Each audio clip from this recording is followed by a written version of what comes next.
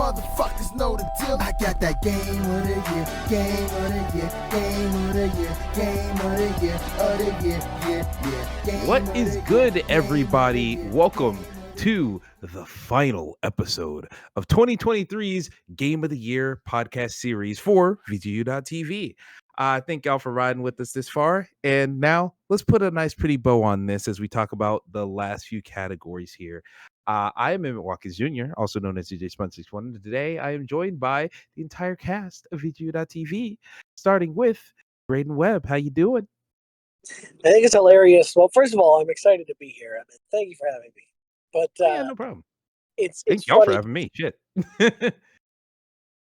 now that I've edited all of these, I have found that none of us have known what the hell to call this podcast. Every episode, it's like, "Welcome to the Game of the Year thing." And last week, of course, was the Game of the Year sequence, which was probably my favorite. And now it's a series. So welcome back, everybody. I think I was trying to say series when I said sequence and just totally flubbed my words because I'm an amateur, but folks understood. We got there eventually. So thank you for coming on. Also joined here today by who wants to jump in? No, I'm playing. Also joined here by, I keep wanting to say Alan Webb. Al, I know that's not your last Oh my name. god. Why am I swapping you and fucking Graydon's name? I am so I'm discombobulated right now. I don't know. I'm the one who injected themselves with anime. That's Y'all fair. saw it before we recorded. Oh yeah, that's true. but we're keeping that under wraps. We'll keep that under wraps. One day we'll take out those leftovers and reheat it so everybody can get a bite. But also, how you doing? I totally forgot this was happening today. Even though I'm the reason it's happening today to begin with. Such is life. Fair enough.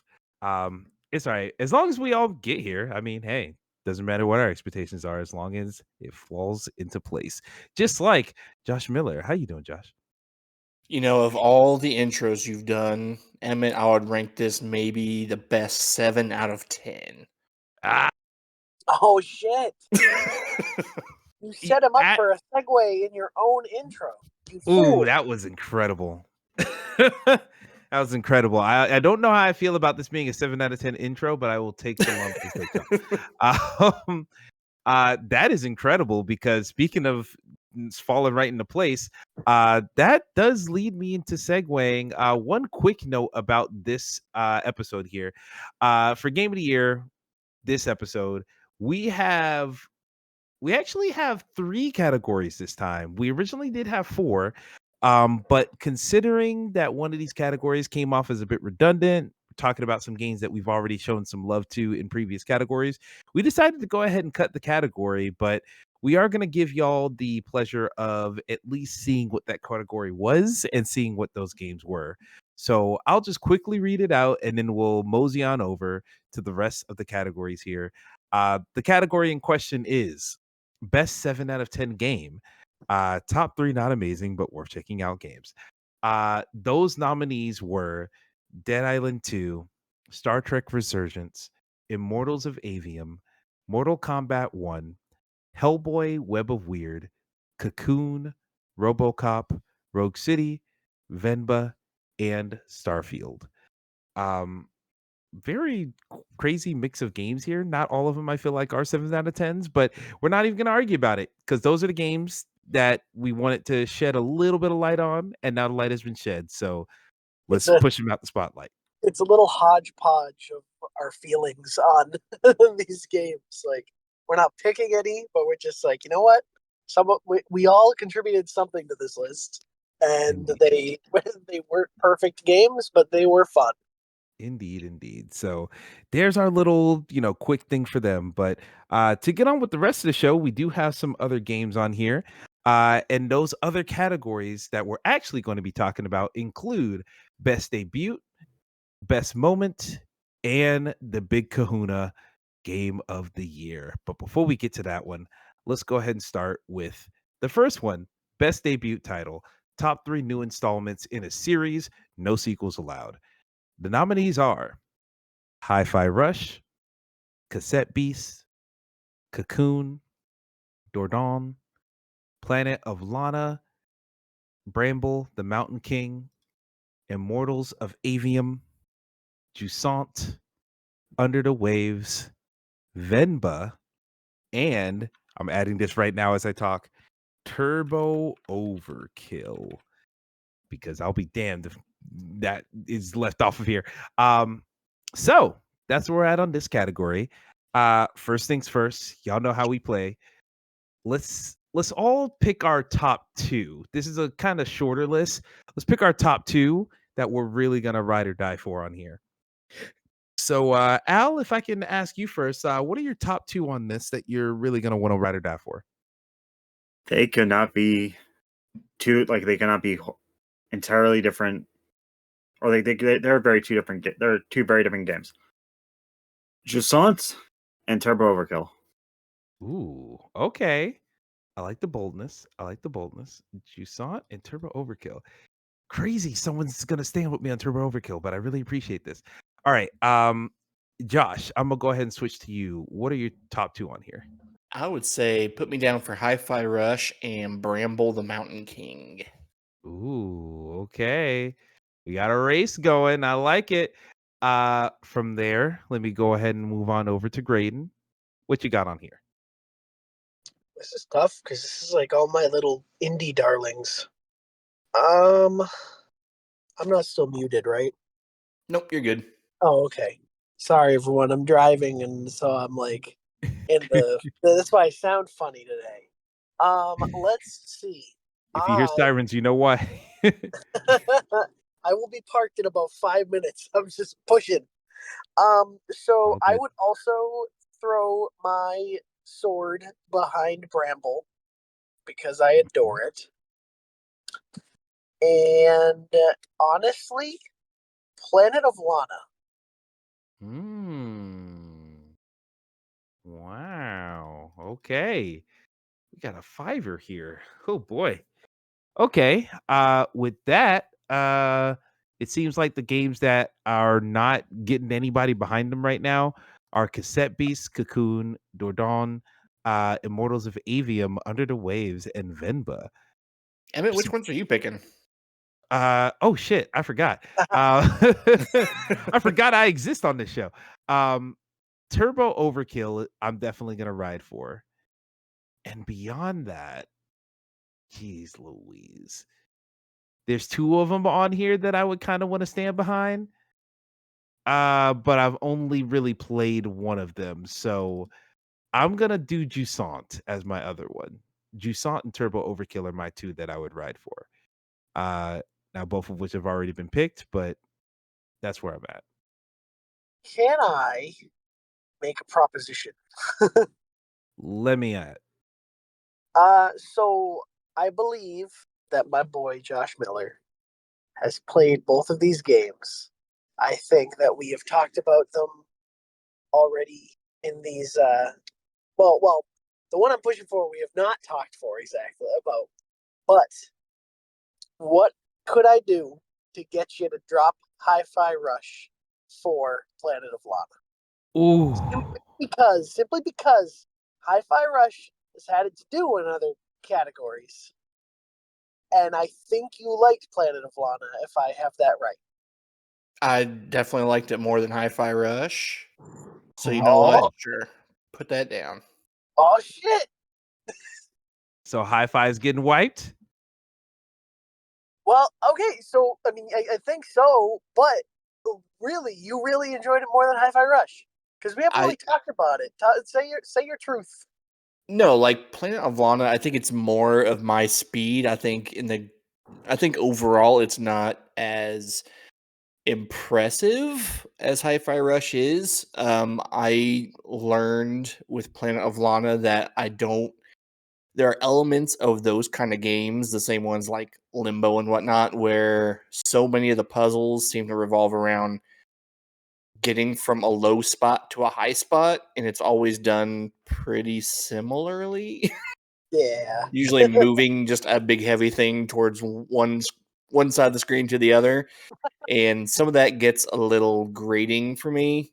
But in terms of like just the look of that game, the music, all of that sort of stuff, it's if you are into those kind of like side scrolling games, like Planet of Lana is pretty top tier. It's amazing.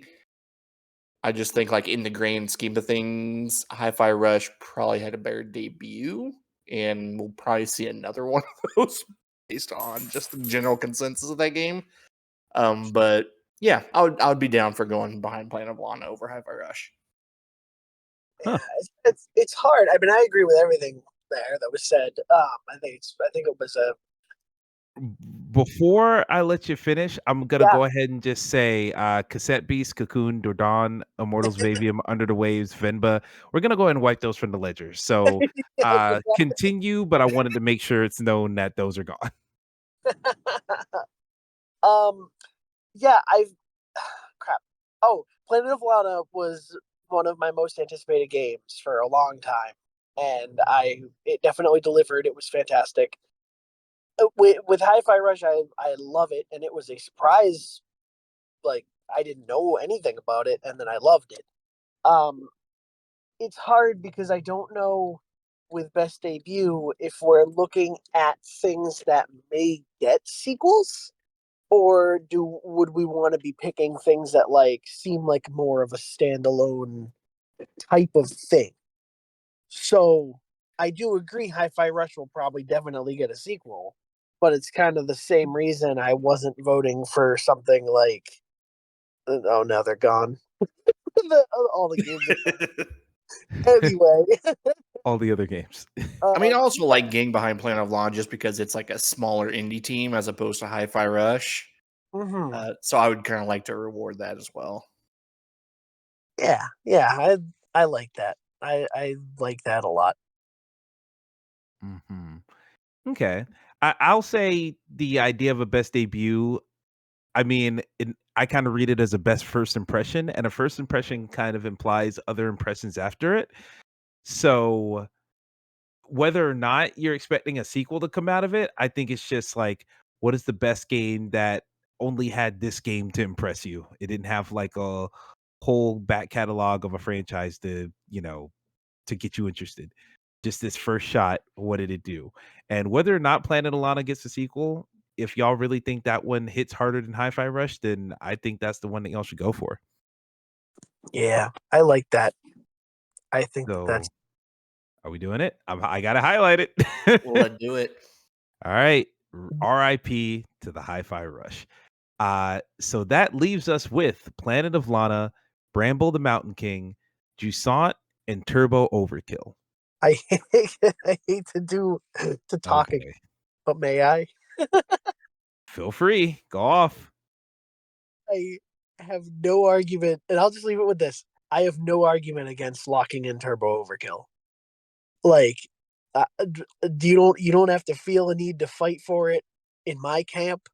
Maybe Josh, I don't know, but I could also easily give it to that just because I have heard it's such a good game. I'm gonna get it in this humble bundle and hopefully fall in love with it. Hell yeah. And yeah, that's my 2 cents. Look, I'm pretty much on the Turbo Overkill train. That is like the one that I feel like deserves to be on here because that is a hell of a debut. The only thing I could say consolation prize is if Jusant gets on here, but I would easily drop Jusant to keep Turbo Overkill. Is anyone else? I mean, Al, you're the one who stood with me on Turbo Overkill. What's your thoughts So, on that? so while I know that Turbo Overkill is definitely gonna, or I have a strong feeling that Turbo Overkill is gonna get a sequel or some type of spiritual successor. Jasant seems like a one and done. Or Hmm. if there was another game, um, Especially with the fact that it's a don't nod joint. yeah, like Doesn't seem like they people don't were they yeah they the only sequels recently they've made have been the only sequel they made in the past decade was Life is Strange 2. That is true. And like everything else has been like Vampire, Twin Mirror, um, Tell Me Why, Banishers, Ghosts of New Eden. Yeah, just new IP after new IP, pretty much. But this is a real selfish choice moment because Turbo Overkill was something that I was not expecting to have such a like outpouring of love towards, and just felt like a relaxing time in the way that other games haven't been this year. That is fair. But So no. if I had to, if I had to choose based on logic alone, then I would drop Jusant in favor of Turbo Overkill. I will say Mhm. that we have, I believe, given Bramble its due. I was That gonna is, say, it's a possibility to drop it, but it's a harsh one because we did love Bramble. No, we can't drop Bramble considering the emotional investment I made in playing that game and the toll it took on me. I think that's a good. It's a good thing because it's bittersweet more than anything else. I mean, I gotta be honest. Yeah, we did get Bramble its due, but y'all have talked up Bramble so much more than Jusant ever did. I hope it's on the Game of the Year list. It is good. Yeah, so we'll definitely come back around to it, but yeah, I feel like Bramble is something that y'all are really riding and dying for. I would have thought that about Hi-Fi Rush, but it got wiped off for Lana. I think we should honor the death of Hi-Fi to keep Lana on here, and I think we should respect your wishes or y'all's love of Bramble King. I keep calling it Also, Bramble King. Bramble, the fact that I said that the bittersweet toll it had on me mentally, like emotionally, is justifying or is not justifying. Like further shows why it should win or at least be in the top 3. Like its effectiveness to tell a story and to make the player feel what's going on in the world around it. Yeah, it's a great game. I won't fight that. I'll let it be. So it's sounding like it's Planet Lana, Bramble, Turbo Overkill. Yeah. Anybody else object to the removal of Jusant? Josh? Nope, I like those 3 being on top 3. All Yeah. right. That's the top 3 here. Now, as far as the order goes, do we like this order? I feel like maybe Bramble y'all won at the top, I feel, and then maybe Planet Lana second. Turbo Overkill is just happy to be here at third. I'm cool with that if you're cool with Turbo being third. I mean, I feel like I'd maybe argue for Turbo Overkill being like second, but I also feel like with only me and Al really knowing the majesty of that, I think it'd kind of be hard to argue over something like a Planet Lana. What think you, Josh, on this one? I mean, Bramble for sure. I would love to see as number 1. I would be okay with Turbo Overkill going number 2 because I know you really loved it. Ooh, yeah. I mean, that was one of those games. Like after you talked so highly of it on Twitter, I like went on to just check it out to see what it was all about, and I immediately knew that game was not for me. But I could see why I was hearing so many people talk highly about it. So I could see it going number 2, but it honestly doesn't matter too much to me. Your bread's buttered on both sides. I understand. Yeah. What were you about to say, Grade? No, I just that kind of just audibly came out. I wasn't trying to interject. Oh, okay. But I will say I think, fuck it. I feel the same way. Put Turbo at 2. Turbo Overkill coming right up. No, fuck it. Put it back. Ah! Oh, I've done it to myself. Now it's too late. Turbo. I can't edit the doc anymore. I've locked it. All right. So it seems like that's our order. Everyone happy with Bramble, Turbo, Planet of Lana? Yeah. All right. With that being said, we'll go ahead and lock it down. Ladies and gentlemen and MBs, we have our best debut games, our top 3 new installments in a series with no sequels.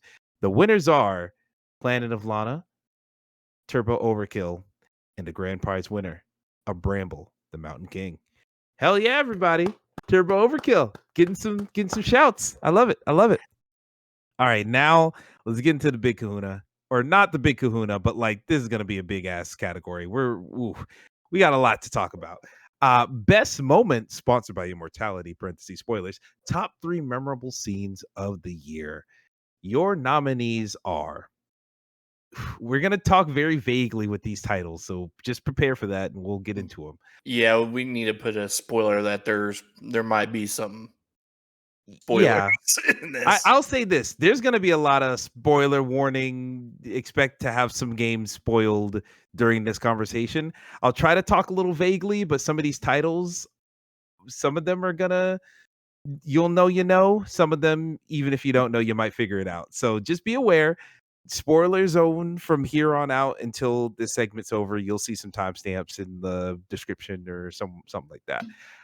So best moment sponsored by Immortality, parentheses spoilers, top 3 memorable scenes of the year. Your nominees are Tragedy in Jedi Survivor, Awakening the Survivor in Jedi Survivor, Verdugo boss fight in Resident Evil 4 Remake, Awakening the Demon King in Tears of the Kingdom, Alan Wake 2, the musical, in Alan Wake 2, the unexpectedness of battles in Baldur's Gate 3, Eclipse Portal against the Dweller from Torment in Sea of Stars, the final goodbye to a friend in Sea of Stars, traversing the Sea of Stars in Sea of Stars, completing the path in Immortals of Avium, Cholera boss fight and the emotional callback to a certain island in Tears of the Kingdom, giving folks a chance not to get spoiled on that. Space Channel 5 returns in Hi-Fi Rush, breaking the sound barrier in Hi-Fi Rush, reunion in Spider-Man 2, being pushed through the USG Ishimura in Dead Space, reading Bianca's final note in Jusant, mutiny / Zeldy rescue mission in Star Trek Resurgence, seeing the wonders in Super Mario Brothers Wonder, Sin takes over in Turbo Overkill, and first encounter with the Gloom Hands in Tears of the Kingdom, and random space encounters in Starfield. Whew, that's a mouthful. Good fucking God, how are we doing this? Look, we're gonna do it like we do everything else. People, you pick your babies. We're taking 2. Everyone picks 2 that they really want to ride for, and then we go from there. I gotta be honest. I'm looking at this list and I'm clicking back to my personal list of the games that I liked last year. Man, all right, I'm just gonna have to look back at this and just go for it. All right, anybody else have something on here? First, let me ask this. So once again, everybody, spoiler zone. Everyone beat Spider-Man 2 here? Yes, no? Nope. Fuck. Okay. I'm trying to figure out what reunion is, and I'm not gonna. I don't want to spell it out. Who? It's fairly early in the game. Oh, it's early. So, that one. Are you talking about the bicycles? Yes. That one? Yes. Okay. I know exactly the moment you're talking about. That's a pretty good moment, I suppose. I feel like if we're talking Spider-Man 2, there's bigger, better moments than that one. There are, but I just didn't want to. I want, like, for certain games, I didn't want to go in deep with, like, just heavy hit with the big moments for certain games, because gotta leave something for people to talk about and experience on their own. That's fair. I mean, no offense, but Sea of Stars did not happen for that. Sea of Stars looks like okay. A lot of the big highlights are here. Well, let's just go through it. Everyone else, I'm gonna let y'all go through because as far as moments that I've experienced on this list, I've experienced 2 of these moments out of this whole list.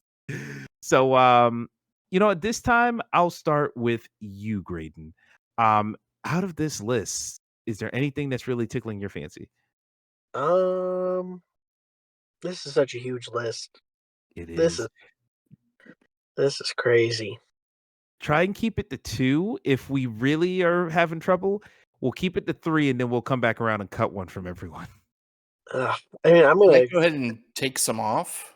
Yeah, we can take some of these off. Before that, I can quickly just say which which 2 I'm throwing my hat in the race for. Yes, please. The random space encounters in Starfield, Oh, all right.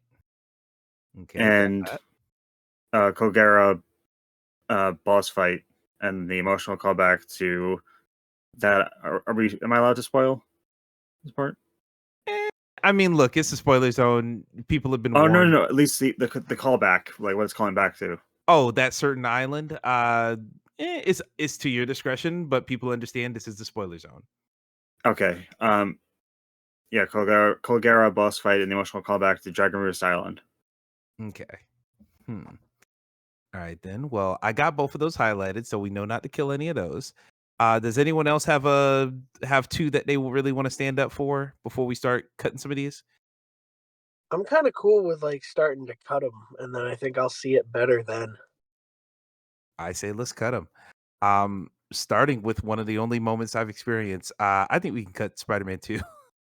Yeah, it was mainly honestly, I was really caught up in the moment of that moment, and everything with the shins playing. It was just like it felt like it felt more like an indie movie from the 2000s than an actual like comic book game. It felt nice and quiet, not loud like the rest of that game ultimately is. Yeah. I fully agree, and I do really like that about it. Um, I'll say part of it for me, as someone who had just got the game, and then that's one of the first missions you go on. It's like I bought Spider-Man 2, and now I'm riding bikes. I'm playing Man 2. And boy, did it feel great with that dual sense. Look, it was novel, but also I played like 80% of that game on Steam Deck, so Oh my god, that game feels so cool on dual sense. it does, it does. I played a little bit of it on DualSense, but ultimately, that moment specifically, meh. And I did say earlier there are bigger, better moments in Spider-Man 2. By the time those moments happen, I feel like the shark has been jumped, with the exception of one. Now, let me ask, or actually, let me Who just didn't finish it? I haven't touched it. Oh, you haven't touched. Oh, gee. okay. I don't have a PS5, but yeah, I mean, if you need to spoil something, just spoil away. It's not gonna. No, It's not gonna It work was- for me. I can't do I'm- that, Josh. There's one moment in Spider-Man 2 that I'm actually gonna lock down, and I've changed it from the reunion moment. There's a Oh. different playable character in Spider-Man 2. I'm not gonna say anything more than that. But there's a different playable character in Spider-Man 2. I did not know that was coming. I did not know that was there. When that happened, I was like, holy fucking shit. And it was really cool. Ultimately didn't mean much, and it doesn't happen again, but it was a really fucking cool moment. Is that to try to be as vague as possible? Is that the character with the gun? Not the character with the gun. The other one. The one that doesn't have a gun and doesn't fucking need one. did more than enough without one. The one that has a boss fight, like that you Yeah. do a boss fight with said character. Yes, that's the one. You know the one I'm talking about? I mean, how many well, Here's the thing. I've forgotten almost everything about Spider-Man 2. that's the big critique that you You can. do like 3 characters regularly. Well, 2 of the characters you play as regularly, one you don't as much, the other you play as once. I'll yeah. Well, if I just say it, I know you'll get it immediately, but I don't want to say it for the sake of, preserving some of that secrecy. Um, just know that it's really cool. It's very it's probably the biggest set piece in the entire game, in my opinion. And it's really, Yeah, really no, fucking I remember which character. bingo, bingo. Yes, that's Yeah, the one. that was a very that was a really great part, like section to play as, and yeah, Surprising. yeah. Surprising how that section ended too. I didn't expect the game to go there. Well, one hand, I knew it was heading to where it ended up for me to be playing it, but how that sequence ended, I didn't expect them to go that dark. Is all. Slightly more than I expected from Insomniac, the Disney property. It was very cool. Also, for the record, I did highlight both that sequence from Spider-Man 2 and also Tobor Overkill, where Sin takes over. Um, Not much of a spoiler. Turbo Overkill is one of those games where, like, spoilers or not, you're not really here for the story. You're here for cool shit happening. There's so much cool shit in Turbo Overkill. I think that's one of the big ones. So yeah, those are my two picks. It seems like, all right. For Jedi Survivor? How are we feeling on those 2 points? Tragedy and Awakening the Survivor. Either of those are gonna survive? Can I Pun ask intended. Alan what tragedy is? Is that when So you meet a certain person and fight them? no, tragedy is and also I want to preface this the Jedi Survivor stuff and just plugging the podcast, the spoiler cast that me and Graydon recorded. It's like if you want to, like if you want more of, like if you want to go like hear more of what me and Graydon were talking about, or just get everything that we had to like say about the game. Tragedy is the point in which everything changes Mhm. on where there's a big betrayal. Basically, it's the height the story goes, like it's the absolute ceiling Oh, the story goes.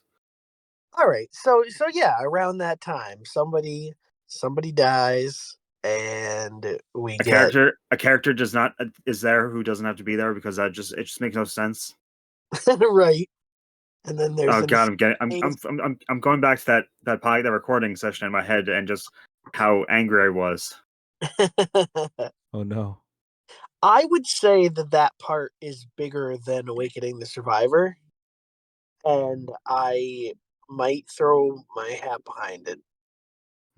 Awakening the Survivor. Let No, me No, tragedy.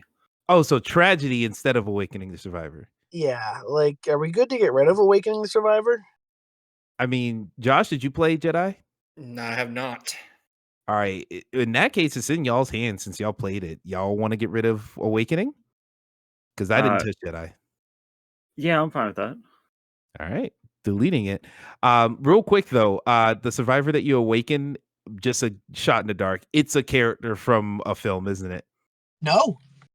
Wow. Okay. That's a surprise. That actually has me interested to play this game because I feel like that whole franchise is so circular. It's cool when they do something different. I'll No, try but that one day. I will, not to spoil, but what Alan's mad at may be what you're thinking. Oh, fuck. Well, I'll find out soon enough. I do have a copy of that game. All right, so from there, I think I already so we got a couple of Sea of Stars ones. Josh, I'm gonna direct my ire to you. Yeah, I mean, personally, I don't think I'm going to be able to keep any of those on there. Traversing the Sea of Stars, I would say for sure take off. I would say it's the weakest of the three. It's a really cool Mhm. moment, but definitely not my favorite. Uh, Can I ask, is one of these the thing that you said the pirate character does? That's a cool big. yes, that is the Eclipse portal. So Okay. that's the one I'm leaning towards as my favorite of the three, just because that's the moment in which I realized I really liked that character. Hmm. um, so basically, there's a thing in the game where the bosses that come out can only be weakened through the light of the solar, through the lunar eclipse. And this boss in particular is stuck in a castle, so they have no way of getting that eclipse light to it to weaken it. And so she ends up bowing out for a while because she's like, I got a plan, just keep it busy. And so everyone else goes in there, they fight it, and it just nothing's helping. Like they're not hurting it very much and all that. And then suddenly she pops out from a portal and she like runs around the ceiling, like on the wall, and like opens up this like huge ass portal inside of the room to link it with a portal she opened on the outside. And that's her way of getting the light from the eclipse to shine through to weaken it so they can finally beat it. And I don't know, it was just really cool. It's like one of the few times they use like an actual cutscene in the game. But I think you all probably have a lot stronger feelings towards yours that you have played. So yeah, I'm comfortable taking those off. Wow. Okay. How about I leave the Eclipse portal at least high underlined for one of your picks, maybe. That works. Okay, we'll leave that for right now. I say we can take off Baldur's Gate 3 and Mario. I think in general those are kind of just the entire game Yeah. entirely. So instead of just one moment, it's just like, hey, the game's awesome. So yeah, we can just take those off. Like that's just the gameplay loop we're rewarding. Yep. Let's see. Hi-Fi Rush. I see we got 2 entries there. That was me. Is there either of those you want to take as one of your picks, or do you think you want to save those and just wipe off Hi-Fi? Sorry, I was looking at the top of the list. Let me get back down to the bottom. Let's see. I put. Oh, see, a lot of these I don't really remember, which is upsetting. I don't remember them as good. Space Channel 5 Returns was just funny because did anybody not? Okay, Emmett didn't play it yet, but the other two you beat it, right? No, I didn't get too far into it. Oh, okay. Well, the Space Channel 5 was just like this. It may have been a boss fight where it was just like, you remember Space Channel 5? Who doesn't know this? I know Space Channel 5. I'm aware of that game.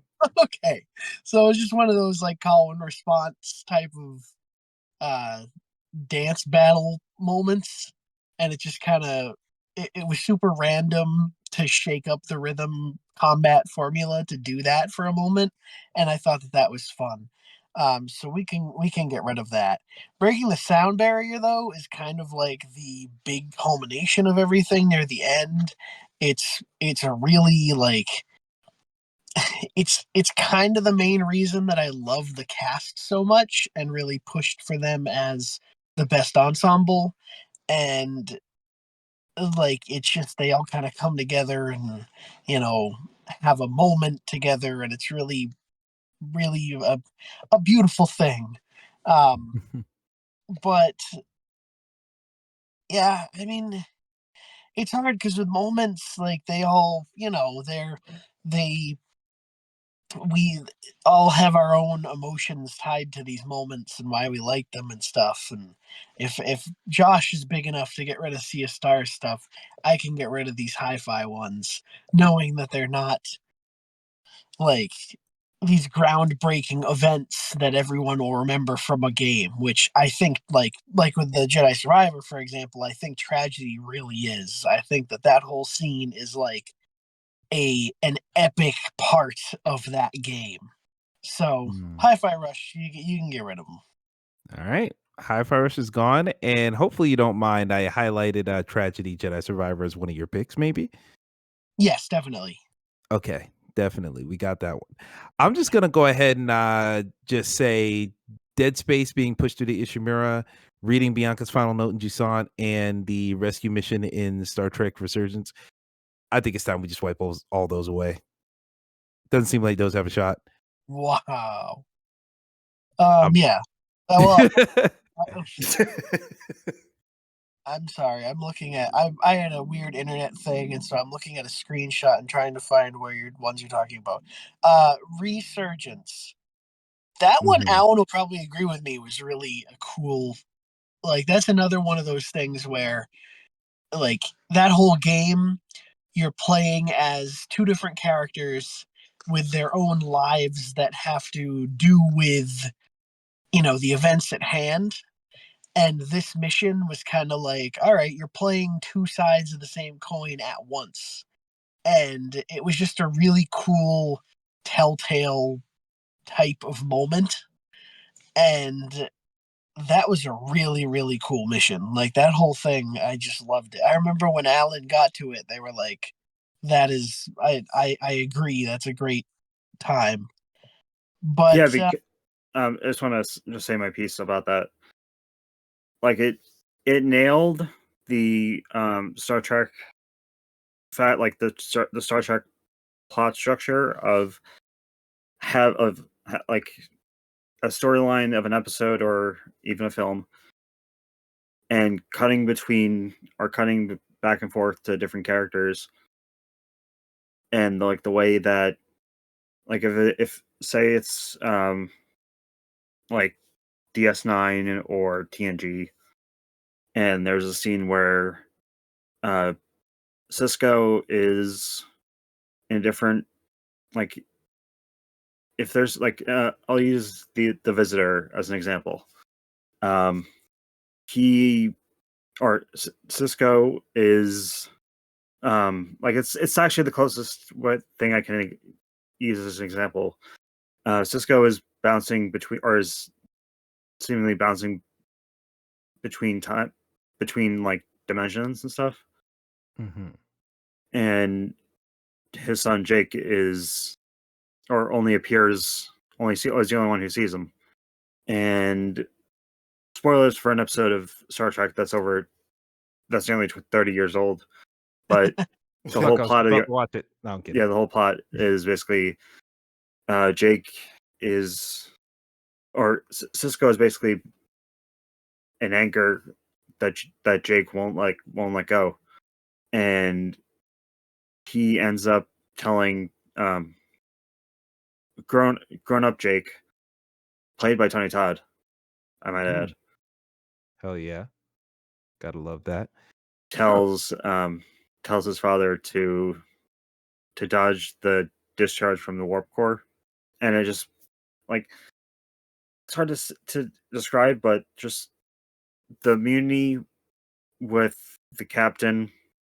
You have no, like, on one side with that part, you have no idea what's going on.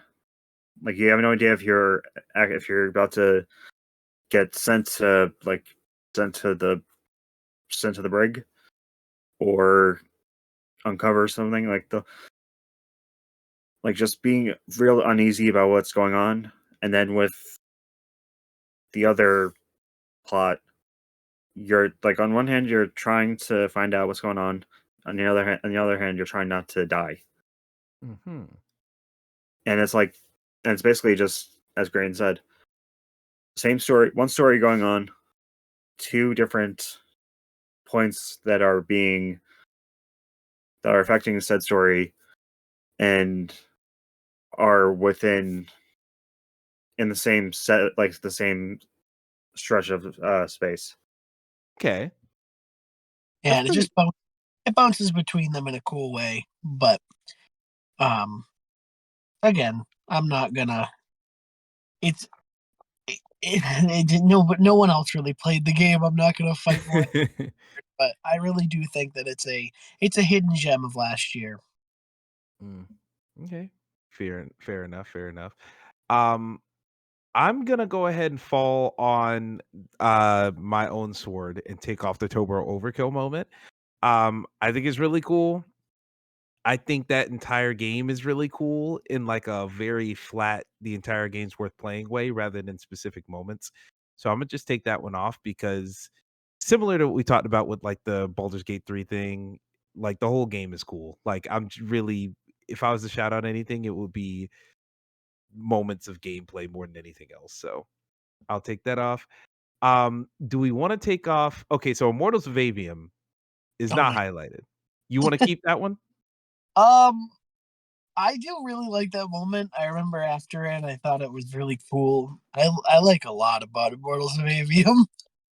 It's I such a can good tell. because I could have also put where when it becomes a freaking survival horror game out of nowhere. Crazy.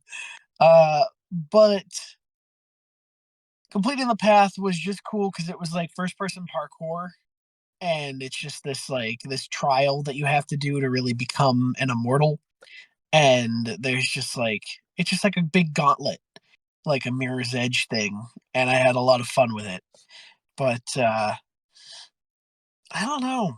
I Funny you say that because, like, I got past that part. That was I did that part. uh, You worded it so vaguely that I had no idea what you're talking about with that. Like, you there's no way I could recognize that. Oh, that's what was being referred to. with the path. Yeah, I think it has to do with just how with when I was playing that game was just how it was very much one in one ear out the other. Well, that's not high praise. I mean, Fuck. I guess I'm the only one that really had a good time. Well, in the trash and go. No, I'm playing. No, Look, I told you I want to get around to Immortals Avium. Perhaps I will do so soon, but right now I can't say so. yeah, you can get rid of it. I like the I and lady from Suits. She's in it. uh, I'm willing to allow two things to be taken off. Mm-hmm. The first encounter with the Gloom Hands, Alrighty. Tears of the Kingdom gone. which that whole thing is just it's more of a once a once like early games encounter with the aforementioned gloom that is prevalent in Tears of the Kingdom, and it's just a total what the hell is going on moment, and Yeah. it's there are there's definitely or there's a definitely a video out there of like let's players reacting to that moment or just the various moments they show up. Boy, howdy. And I can imagine. the other one is also from Tears of the Kingdom, and that's Awakening the Demon King. Oh, wow. Okay. It's 2 it's tiers dropped. yeah, it's not it's a little confusing, or it's not like well, it was confusing to me because I still haven't beaten Breath of the Wild, Mm-hmm. but the whole thing is just it's very metal in a way that is akin to when Zen takes control in Turbo Overkill, like in that sense of what's going on here, like what's happening. Yeah.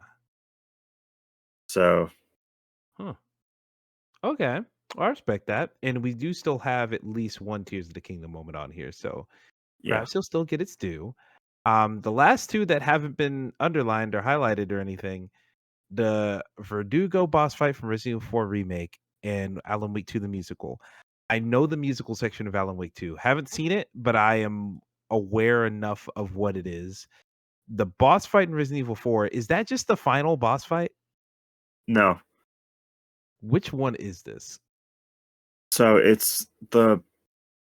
um it's the boss fight before Salazar. Hmm. Let me see here. Resident Evil 4 remake. I'm gonna type it into YouTube and see some visuals of this because nothing's popping about. Oh, this one. Okay, yeah, I like this one. Yeah, it was the like every time I played original Resident Evil 4, all I would do like when I got to that point would be just kick the barrel over, freeze Verdugo, and just shoot him with the RPG. But they took out that option with the remake. Like you don't get that a free RPG. You have to either buy it and waste a lot of money, or just figure out how to not be a wimp and defeat him. Yeah, You got to bring your own grenades and artillery, or you got to really use the environment to your advantage here. It's very difficult, actually. Yeah, I totally did not accidentally hit myself with liquid nitrogen as Leon. God. I'll But say, yeah, go ahead. Yeah, yeah. no, just the way that they brought back the flashing prompts, like the flashing QT prompts. Mm-hmm. With the evades and whatnot. Yeah, like I was originally gonna put in the Krauser boss fight, but that's something that that's actually that's another example of something I think is very cool, very fun to play, but quite Mm-hmm. doesn't quite equate to the Verdugo boss fight. Yeah. I think it's novel, but like Verdugo, I feel like they improved that and made that more interesting. Where Krauser's just a remix. Yeah, where the with the other one, like I think Verdugo is like Verdugo is the only one of the two that are actually named. I forget what the other one is, but Mhm. it was that the other one was so unimportant that at least with the separate ways they made it the end boss. But just yeah, there's something about that Verdugo boss fight that makes the whole thing feel like you're like it heightens the survival horror or the action slash survivalness of the environment. Mm. Yeah, I fully agree. I fully agree. It's pretty neat. It's pretty novel. Um, hmm. I don't know if I'd want to keep this moment on here because look, let me look back at this list again and just tell you how I feel about it. I feel like, all right, Alan Wake 2 musical, for as cool as I think that moment is, no one's talking about it. So I'm gonna delete it now. Um, so that And one's been wiped. Yeah, go ahead. I want to interject because, again, I said I wasn't looking at the live list, but I think that you took off my Jasant one. Ooh, I did. Hold the That's phone. It's fine. It's fine. I just want to briefly mention it because it would be disgusting not to. Please, please. For anyone who played Jasant, did you read the text logs? Did you go out of your way to find them? Who else played Jasant? Because I did not. I did. Yeah, did you check out all the logs? I didn't find there were a couple I didn't find, but Okay. I tried to find as much as I could. Yeah, they're pretty, like, the exploration in that game isn't too out of the way. Like, I usually don't like to go crazy with exploring, but when you're working with, like, just ascending a mountain and then the little areas aren't too big, I tried to explore most of them and got most of the stuff. And the story of Bianca is really, like, I think, kind of the heart of Jasant. I know that you're playing a character, you have this little companion, and there's a goal of bringing that companion to his purpose. But reading the story through the text logs of a person who went on this journey before you, saw the things that you're seeing and the places that you go, and it tells the whole story of this world and why you're doing what you're doing, and it delves more into what your companion even is. Like, literally, this story of Bianca, it just it gives Jasant a meaning, and it gives you a narrative when otherwise you're just climbing a mountain. And I really, really loved it. And the last message kind of almost made me cry. Like, Oh, it's that, like, really emotional on what this journey is for this character that you never even meet. And I've never I didn't expect that kind of thing. It's kind of like how I want to say like BioShock. Like you learn so much more of the world by really paying attention to its logs, and especially with Don't Nod, which is known for their stories and their emotion. It's really interesting for them to like put their writers to use somehow through those logs, and then let the fun of the game also just speak for itself. So mainly, we can get rid of it, and you did, and that's fine. Um, but if you have not played Just yet, I think we as a collective cannot recommend it enough. But definitely go out of your way, try to explore, try to find those things, and you will get a whole different experience. You'll get just a different you'll get a side game amongst the rest of the game. Yeah. That's fair. That is fair. God, y'all are making me feel very guilty that I had not played through Shushan yet. Um, Same. absolutely. Well, that's definitely on the list still, but it seems like all right. So what we got so far? So uh, I think I don't think Verdugo is gonna hold up. So we might as well take it off now. What say you, Al? Because I know you're the only other one who thinks that's cool. Yeah, that's fine. Yeah. We'll take it off for the sake of, getting to a conclusion. So what we have left, things that people have highlighted: Tragedy, Jedi Survivor, Eclipse Portal Against the Dweller of Torment, Sea of Stars, Colgera boss fight, and the emotional callback to Dragon Roost Island in Tears of the Kingdom, different playable character in Spider-Man 2, and random space encounters in Starfield. Um, Oh, did we get rid of the Mario Bros? Yeah, I think Josh, you had said something about it earlier and said we can just wipe that one down. Did you want to say something about it? Because that was just basically, oh, the whole mechanic is that. No, no. I I have not played it yet, and that's gonna suck because I can't vote for it for Game of the Year, really.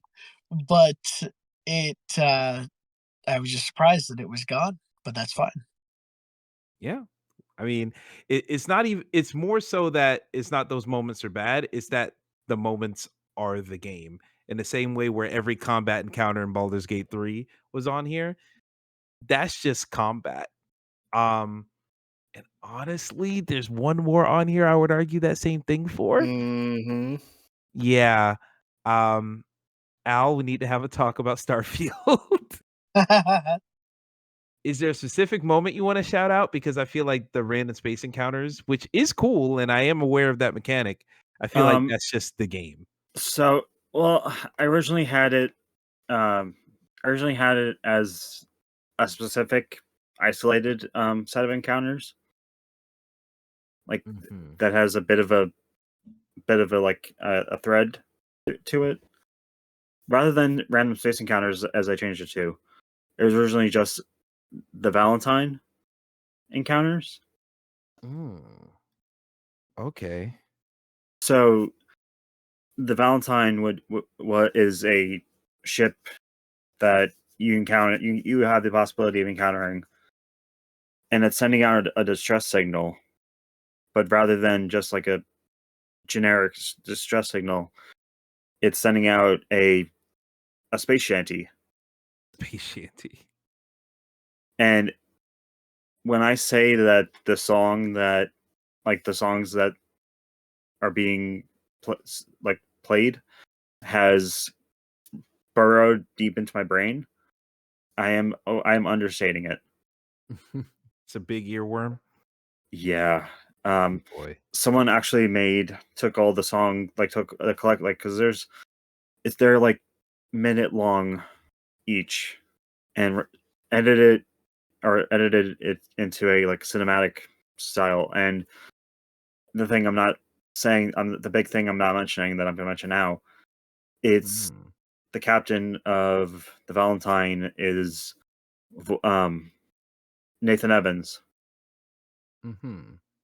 who is best known for uh, Wallerman, Huh.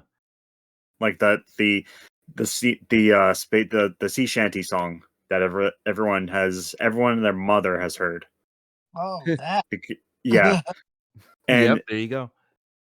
when I just that the Valentine songs has had such a profound impact on me that I associate that with hope and I associate that with the morning sunrise and just sunlight and beauty. Everything good in the world.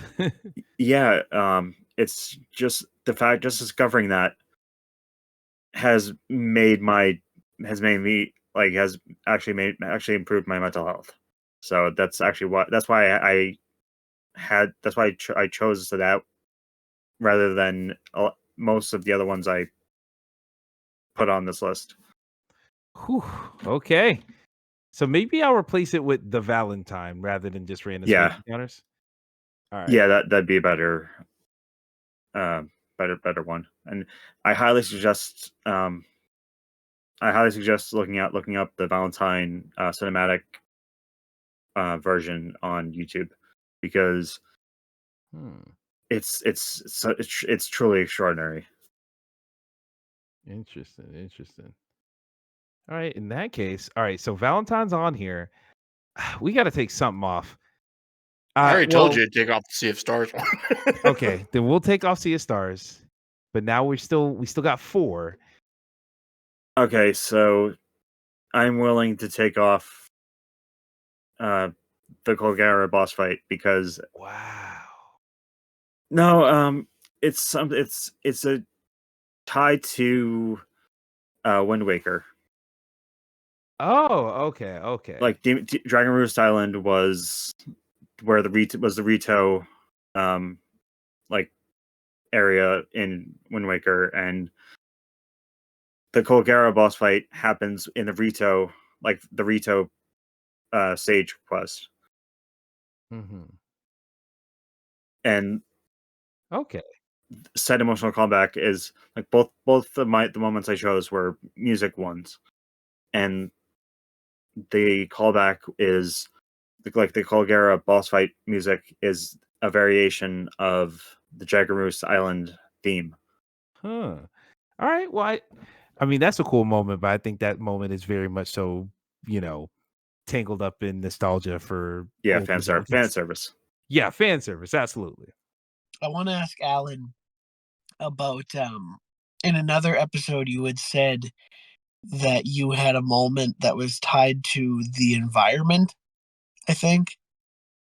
What is that what that was? Like you were like it's more tied to the game world than the game itself or something? Yeah,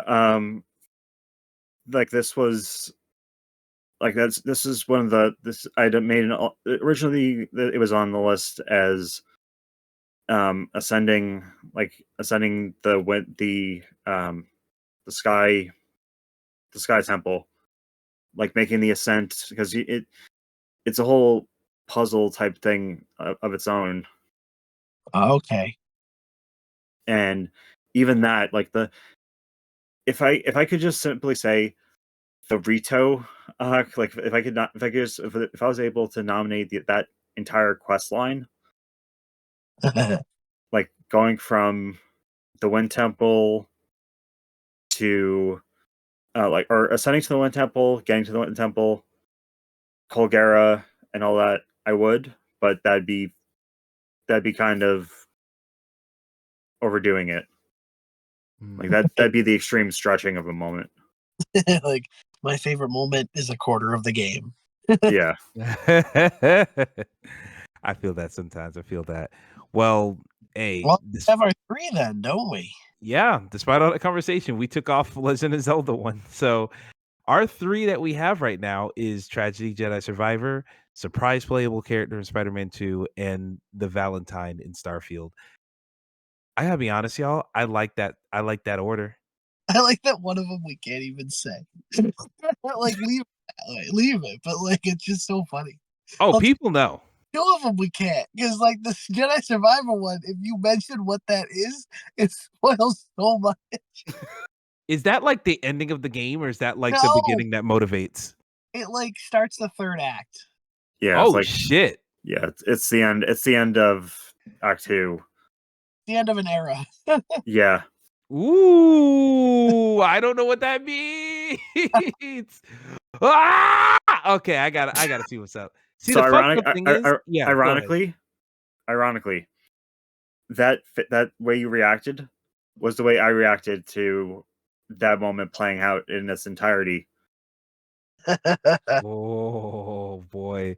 See, it's the fact that I don't know what it means, but also, look, I've said before, I don't like Star Wars, but I have seen all the mainline movies and Rogue One and played a handful of the games. I know a decent bit of Star Wars. So whenever there's like a potential of a surprise, that's always exciting to me because I feel like there's so few surprises left in that franchise. But And this is and cool. the thing is, the real tragedy is like that whole sequence. It's the one, like, the out of all the things, like, it the one thing I was angry about it mostly was that it inserted a character, like inserted a certain character from the films, rather than as opposed to everything going on with the original characters. Oh. Okay, so it kind of like brings the films in deeper connection to this No, no, game. no, no. It it cheapens, in my opinion, it cheapened the what was going on everything with the original characters by having a mainstay character show up. This makes sense. This makes sense. Huh. Okay. I'm still not sure what that could be. You know what? I'm gonna just play the game and find out. But for That's now, that's the best way to that's the best way to experience it, honestly. indeed, indeed. So for now, it seems like we all like this order, right? Yeah. All right. All right. With that, we're going to go ahead and lock down this category and then get to the big kahuna. Best moment, sponsored by Immortality, parentheses spoilers. Top 3 memorable scenes of the year. Your winners are number 3, The Valentine from Starfield. Number 2, surprise playable character in Spider Man 2.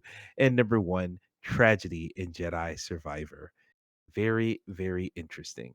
I And with that, that's some cool ass moment. Like I went to pull up last year's what we chose, and like they're good too. And this is so good. I love this category so much.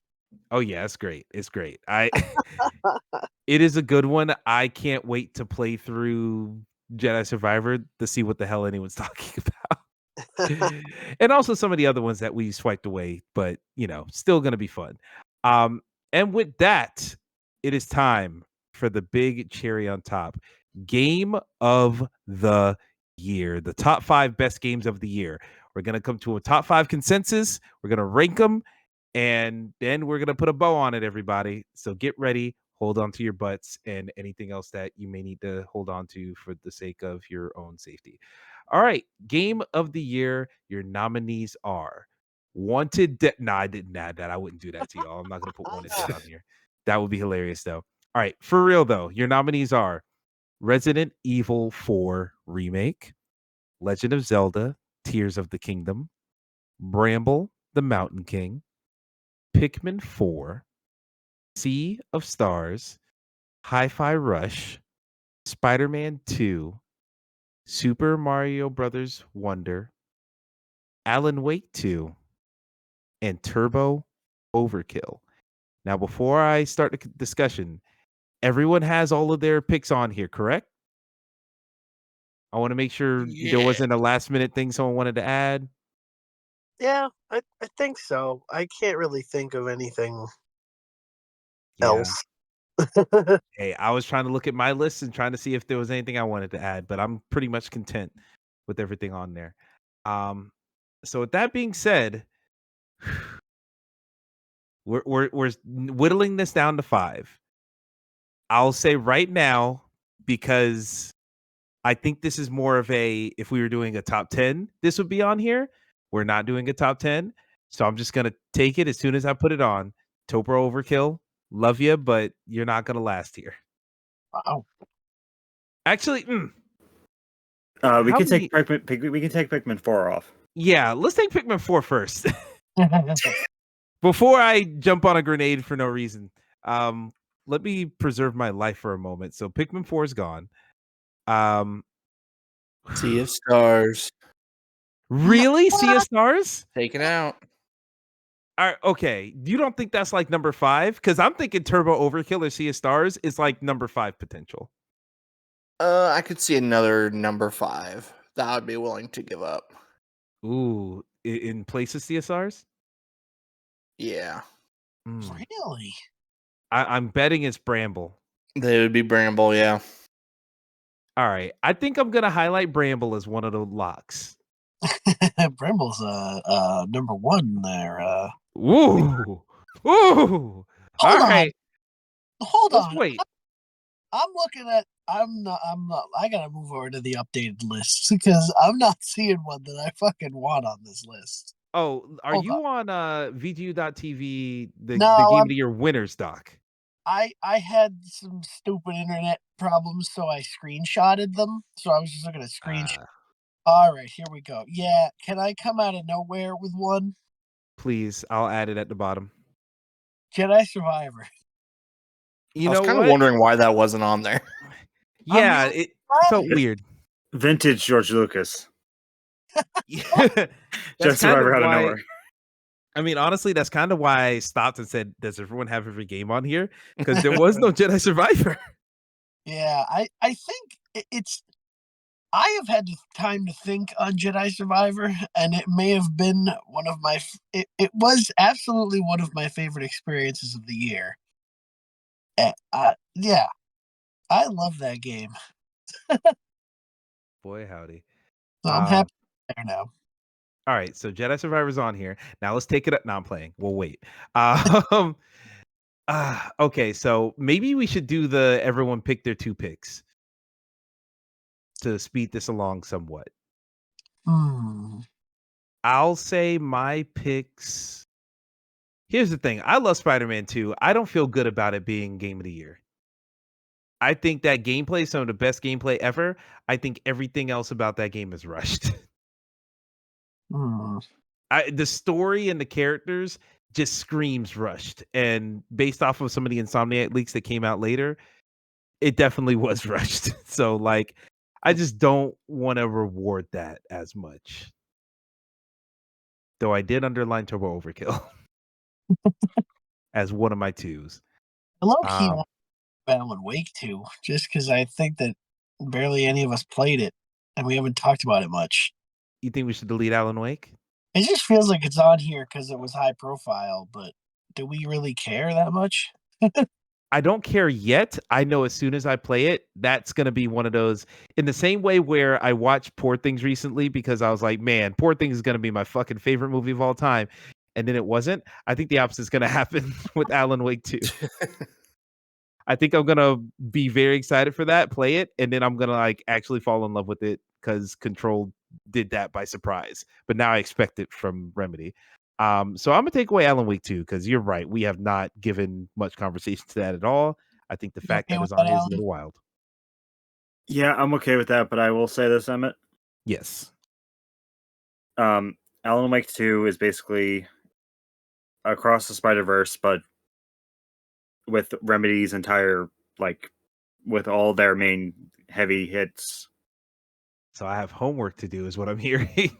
No, you don't have homework to do. Like, there is a video out there there's like a recap video that I think it's maybe on GameSpot. Oh, about like the whole Remedyverse stuff. Yeah, because there are like I'll just be upfront about this. Like right in the opening of the game, there's like in the opening like hour or even 30 minutes, where you come across a member like someone from the Federal Bureau of Control. Okay. I'm liking the sound of that. I'm liking the sound of that. And the way it's treated is just so nonchalant, and like there are references. There are references to like just it's a complete and total mindfuck, if you know what's going, if you're getting the references and like everything that's going on, including the fact that I think I mentioned this on one of the other specials, that the opening act, like the opening intro of Alan Wake 2 has layers to it if you played the first game. Ooh.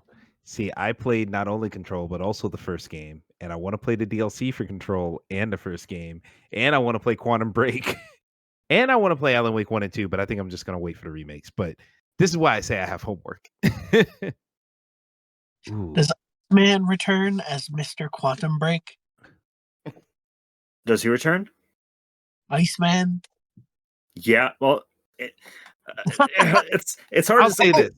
Mhm. He shows up. He's Yeah. actually he is there. Like there's spoilers for Alan Wake 2.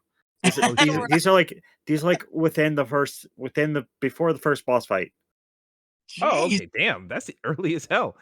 Because I He- understood that a lot of the actors came back, but not all of them are necessarily the same characters. Is Peter Baelish in it? No, I don't think he's in it. I was Dang. gonna make a really crass joke about someone returning that absolutely is not returning. So let me not even go there. So okay, so the Oh my god. I didn't say it. so the main scientist from Control, Darling, Dr. Darling. yeah, he's like, but he's not playing that character, obviously. Wow, it's multiverse. It's very much like very much a multiverse type thing where like he's one of the people, and like he's one of the like sheriff people, like one of the sheriffs, like the deputy, like he's same thing with the original voice actor about like original voice actor for Alan Wake. Yeah. Or for what was it? James McCaffrey's in the game too, right? Yes, he's playing James. He's playing James Casey, who is not at all Max Payne. Not we are not. We are told he is not Max Payne at all. Yes. He's legally distinct cop. Look, Who is I legally understand that a lot of the charm of Alan Wake 2 is them bringing in these threads, but Yeah. not doing so in a way that would get them in legal trouble. So I really want to see how they pull that off. I'm still curious about it. I am fairly certain I'm fairly certain that the mod that showed up on like the Sam Lake mod for Max Payne 3 is where that came from Alan Wake 2 somehow. Ah, okay. I only slightly know what you're talking about. I've seen that mod, but I couldn't connect it in my head, having not played Alan Wake 2 yet, but it's on the list. I'm gonna make it happen. But it's taken off the game of the year list. I see in the meantime, Josh, I believe this is your doing. Super Mario Brothers Wonder has been underlined. Oh, what a wonderful game to have underlined, seeing as it's one of the best games of the year. Oh, it's so wonderful. Yeah, let's just leave it on here. Okay. All right. Which one is it? Super Mario Brothers Wonder just got underlined. Right now we got Bramble, we got Mario Wonder, and we got Turbo Overkill underlined. Weird. I just got PayPal'd $500 from Josh saying, "Please accept. Please make Super Mario Brothers Wonder Game of the Year." God, you think I'm paying that much money for a slot on a video game podcast Game of the Year list? Anywho, how do we feel about Resident Evil 4 remake underlined? Yes. I think yes also. I think yes also. Guys. Speak to me. Speak to me. I just it ain't looking good for some of this shit, and It's really not. I really think that we should just fucking bite the bullet and underline Hi-Fi Rush and then get rid of everything else. Whoa! Whoa. Okay. Let's do it like this. I'm deleting Spider-Man 2. I'm good with that. We're crazy for doing that. Spider-Man 2 is a solid 8 out of 10. It's solid as shit, but the I'm getting story's still rough. flashbacks to Miles Morales. Oh, I loved Miles Morales, the video game. That's the best Spider-Man game, Miles Morales. It still is. Spider-Man 2 has better gameplay, but worse story.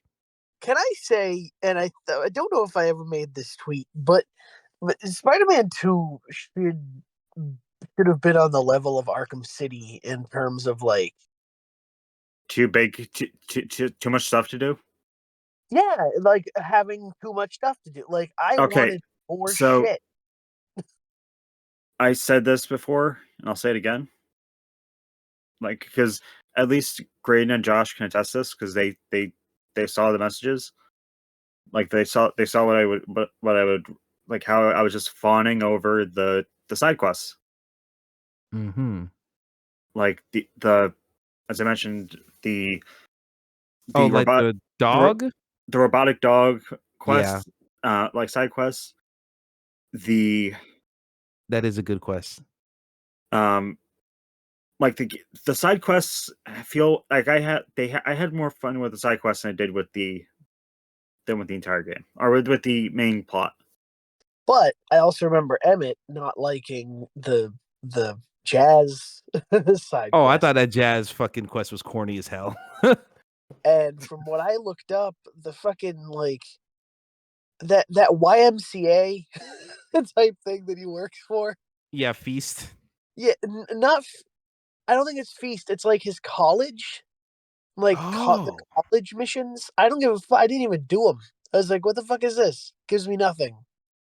Is that how you judge everything based on what it gives you?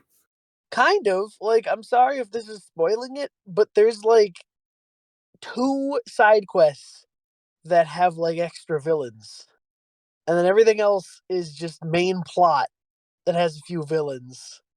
And like, remember Arkham City had fucking. Do you remember when you had the first Man Bat Everyone's here. and you were like, "That's a side quest"? Yeah. Man is a side quest. Like, there was so fucking much, and maybe it was also some Arkham Knight with like, because I'm thinking like Mad Hatter and shit. But like, they did so many things. Professor, like what? I'm crazy. Man Bat was Arkham Knight. Oh, what? Okay, all right. Mad Hatter was Arkham City. Okay, they're so good. They were so good ahead of their fucking time. Can we put Arkham City on the list, please? Ew. Arkham City's fine. Let me not talk shit. Okay. It's funny you say this. It's funny you bring this. It's funny that this is just Kismet. So good. All right. Yeah, go ahead. Before I joined VGU in 2012, like, or before I joined VGU in 2013. I mean, yeah. Flashback. The 2012 Game of the Year podcast had a bit about giving the Arkham City Game of the Year edition, about giving that Game of the Year and just having Arkham City Game of the Year edition, No. And then it just got to it devolved to a point of taking like going to like a supermarket and just slapping Game of the Year on frozen meat. On Tyson chicken nuggets. Yeah. And I'm just so happy that it just somehow just Ouroboros itself back to that moment. Good Lord.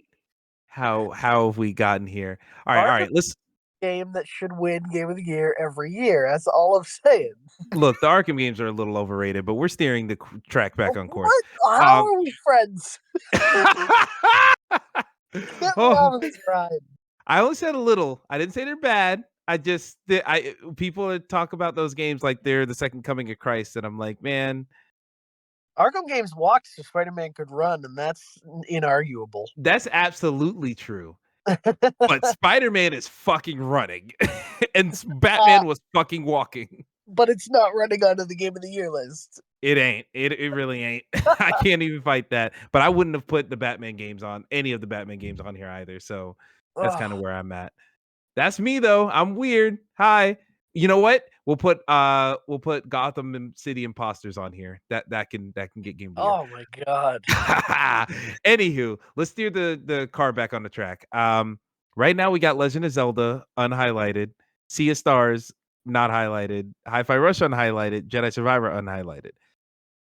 Out of the top 5 so far, we have Resident Evil 4 lockdown, Bramble lockdown, Super Mario Brothers lockdown, Turbo Overkill lockdown. I did Turbo Overkill, and I think I also did Resident Evil Remake technically, but I think Al, what's one that you would have highlighted out of this whole list? Keep in mind, highlight is just underline because I'm underlining all these. Like which one out of the ones that haven't been? Um, basically, would you consider Resident Evil 4 to be your underline or a different game? Tears of the Kingdom. Damn. Okay. So let me take off Legend of Zelda, or actually not Legend of Zelda. RE4.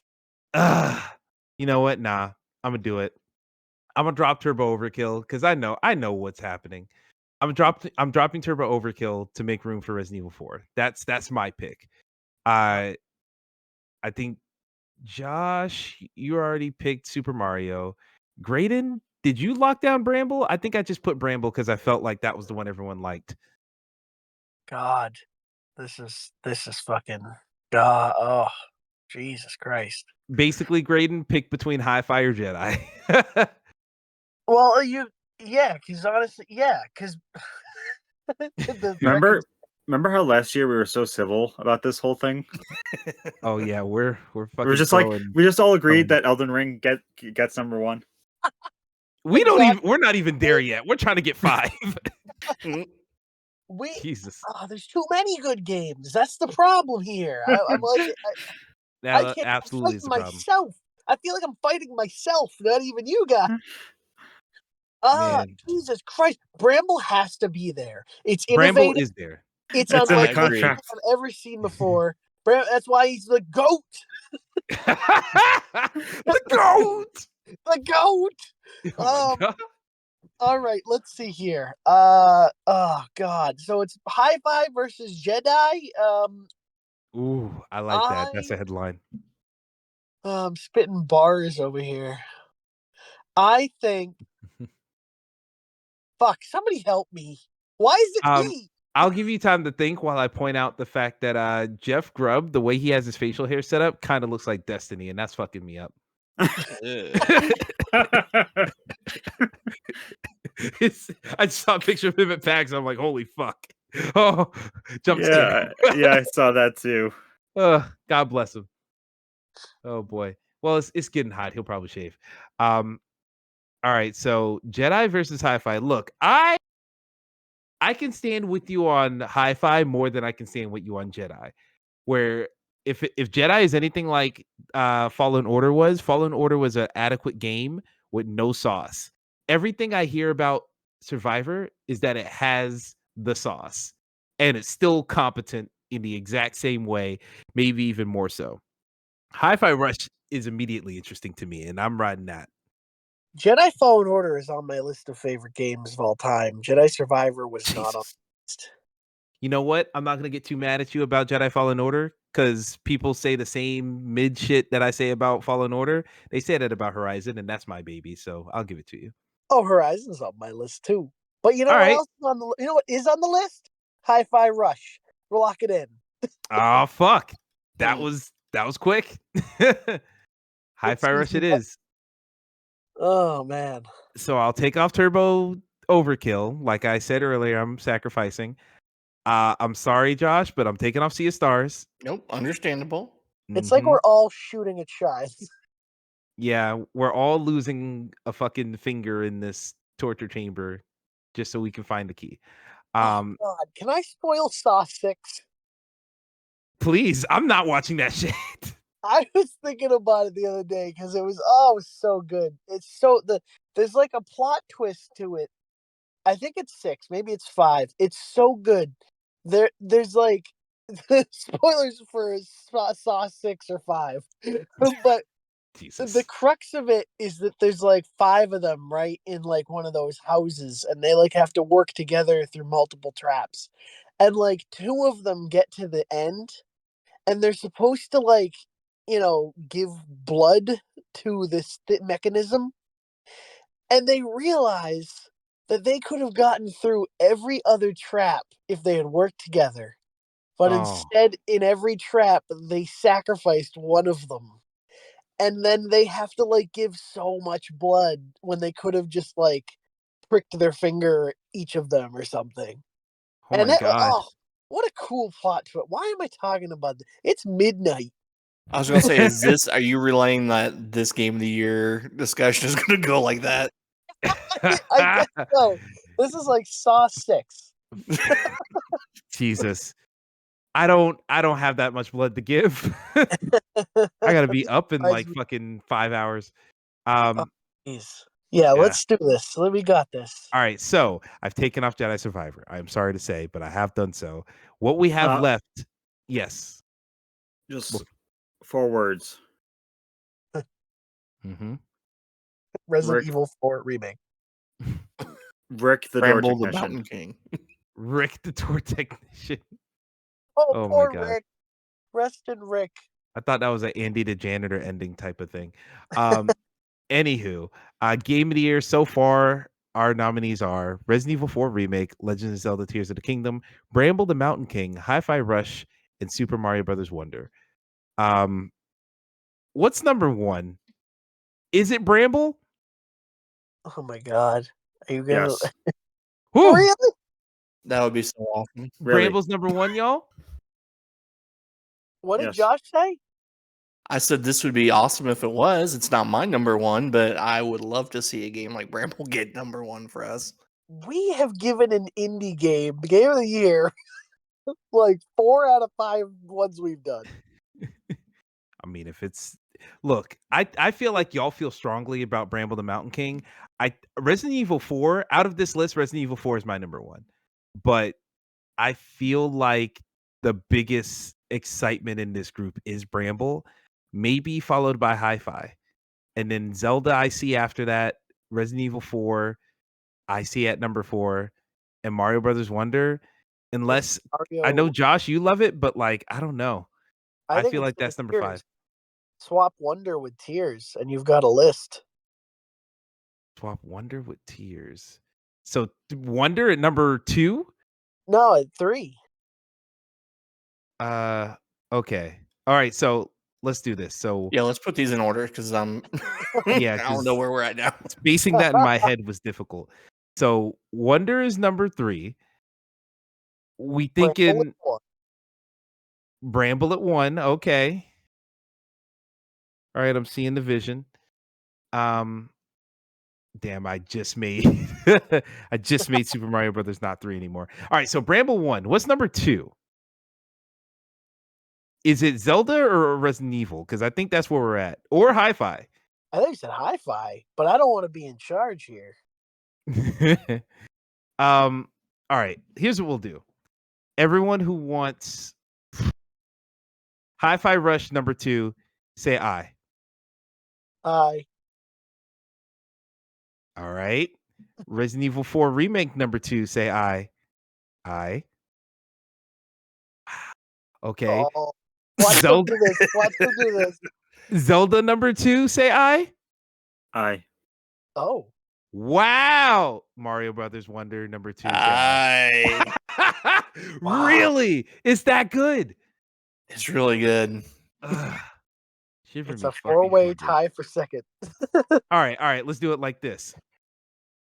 Hi-Fi Rush number 5, say aye. Okay. Super Mario Brothers Wonder number 5, say aye. Aye. You motherfucker. Look, I look at that shit and I'm like, yo, I played this on Flash when I was in middle school. I know it's way more complicated than that, but that's the initial vibe I get. Anywho, Legend of Zelda Tears of the Kingdom number 5, say aye. Aye. Okay. Aye. Oh, 2 eyes for Zelda number 5. See, the way I Okay. see it is Tears of the Kingdom. We kind of said was kind of more Breath of the Wild. But I Mario, never played Breath of the Wild to completion. but Mario But you haven't Bros. played Tears Wonder- of to completion.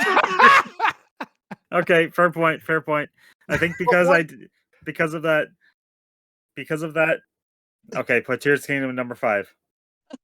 I think that's fair. I think that's very fair. That's only fair. Mhm. Oh That's god! only fair in this dictatorship.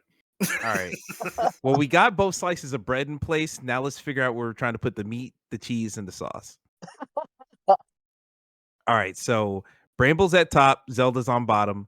We got RE4, Mario Brothers Wonder, Hi-Fi Rush in the mix. What do we want second last?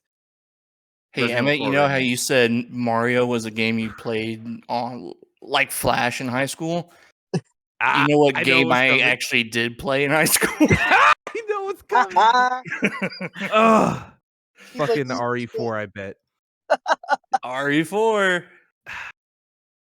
Talk about the same game, Okay. but it's not. I I'm get it. It's not. It's not. I'm- I know not, they've done yeah. a lot to it, so I'm just. Oh, being we're both shitty being about it. facetious. It's fine. It's fine. I hate to be a hater. I don't love Super Mario Brothers Wonder anything above 3. I just don't love it. I just don't No, love it. I'm fine with it at 3. Okay. Can I give my personal opinion about this? Give it to me. So, if it's okay. Please? I'm viewing because I haven't beaten Tears of the Kingdom. I therefore am disqualified from pushing that as much as I could to the top as I could. Fair enough. RE4 remake is technically is more of a. It's somewhere in between a remake, as defined by Final Fantasy VII remake, like just being something entirely different, This is true. and a remaster, and like it has its own type of like it's. If anything, it's more of a reclean, like just making everything more like. Mm-hmm. It's sprucing it up rather than changing it entirely. Well, not just that. Making it more coherent to the timeline of the canon, like making everything more canonically sound. Yeah. I see that. Because you have Resident Evil 2 remake, having a very big connection to this game, and then you have a bit of the opposite with Resident Evil 4 remake and Resident Evil 3 remake. Okay. That's true. That's true. So it's technically its own thing, but like it's like Super Mario Wonder, Hi-Fi Rush. They're doing new things. Hi-Fi Rush is the like the fact that a game that was shadow dropped had Made so many waves. made as much waves as it did, and has the level of heart it does. Just proves that it should be. I was gonna say at the very least 3, but okay. Look, I'm a big fan of I'm a fake fan of Hi-Fi Rush because I haven't played it, but every time I see it, it makes me happy. I think I would like Hi-Fi Rush a lot once I get around to it.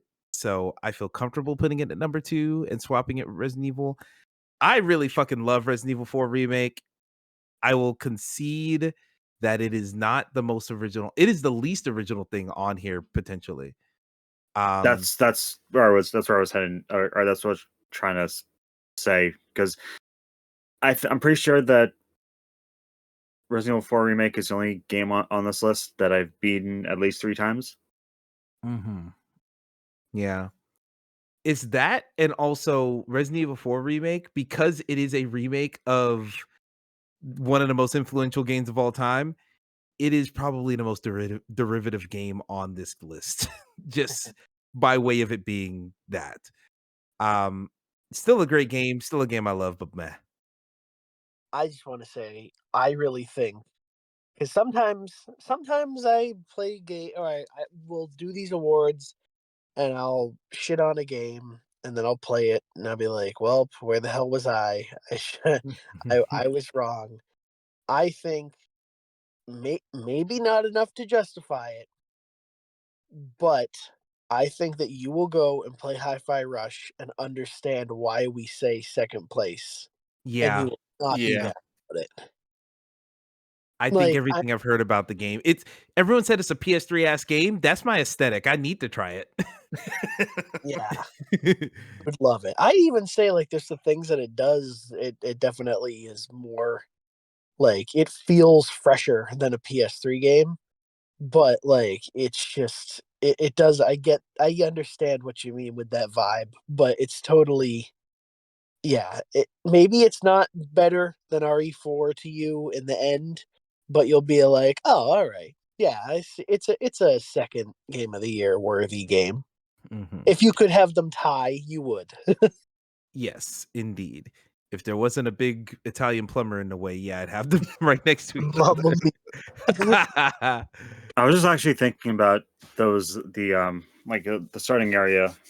Um, just like if anything represents the tone of Hi-Fi Rush, it's the tutorial robots that are helping you out.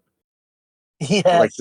like just those are that is a good way to like introduce someone to the tone of like just the way these robots are. That is what this game is. The blue guy that like fangirls over you and just wants to be hit. Yeah, yeah. Yeah. All right. Well, speaking of hit, I think we've hit our ultimate list. Everyone likes how we look right there. Hoorah.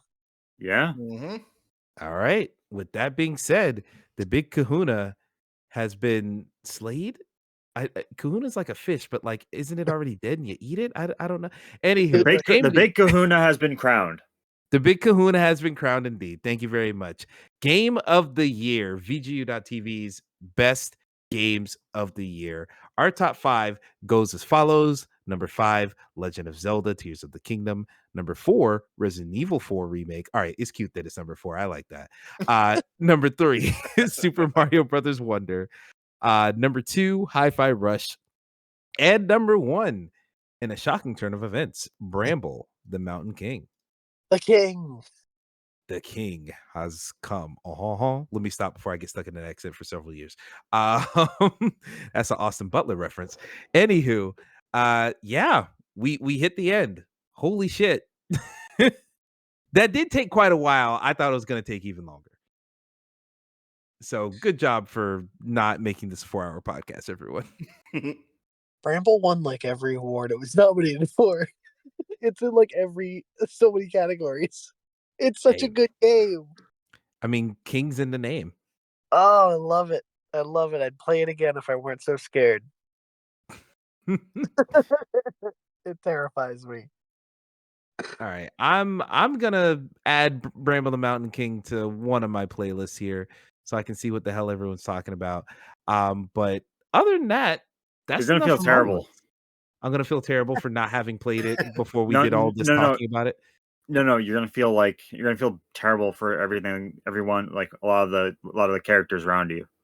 Oh, it's one of Like those. it is a dark ass game. Yeah. It's so good. Oh yeah. Yeah. It's so good. This seems like it's gonna tickle my little nightmares part of my brain. It's a Norwegian ass fairy tale, dude. Yeah, it's like, and not like a Disney fairy tale, like a Brothers Grimm type fairy tale, like Oh that yeah. tone. Well, once you said Norwegian, I'm like, oh, it won't be American values. Okay, it's gonna be fucked up. Huh? Every foreign fairy tale is a cautionary tale. Okay, it's on Game Pass. It is downloading. I will Hell be yeah. playing that at my earliest convenience. When will that be? Who knows? But you'll find out next time you listen to the VG.TV podcast feed. But that's enough from us today. Once again, I've been Watkins Jr., also known as Jesus161 on all places on the internet. And thank you all for hopping on. Thank you, Josh. Thank you, Graydon. Thank you, Al. Thank you. Thank you for doing this, everybody. You can find all of these awards probably in a document soon. On the Yeah. web. By the time you're listening to this 5th episode, yes, they'll all be up on the website. So Okay. yeah, look forward to that. Honestly, we made it pretty easy by keeping the document formatted like this. So yeah, we'll definitely have that up there as you guys are hearing this. But yeah, thank y'all for hopping on. This is great. And we'll see y'all in the regular programming on this podcast feed. We'll also see you on the YouTube channel if you want to show up there, or we'll just see you on the internet, on Twitter, or maybe Blue Sky, because man, it's getting rough out there on Twitter. And lastly, mothers be aware. You say mothers be aware? Oh no. If you know, you know. Oh Lord. And I'm nervous. most likely none of y'all know what I'm talking about. Oh, I No got clue. Yeah. Good night, Boy, howdy. everybody. All right. Peace out, y'all. And as I always say, keep it real, keep it trill, and play on playa. Peace out, y'all. Again. Motherfuckers know the deal. I got that game of the year, game of the year, game of the year, game of the year, of the year, yeah, yeah. Game of the year, game of the year, game.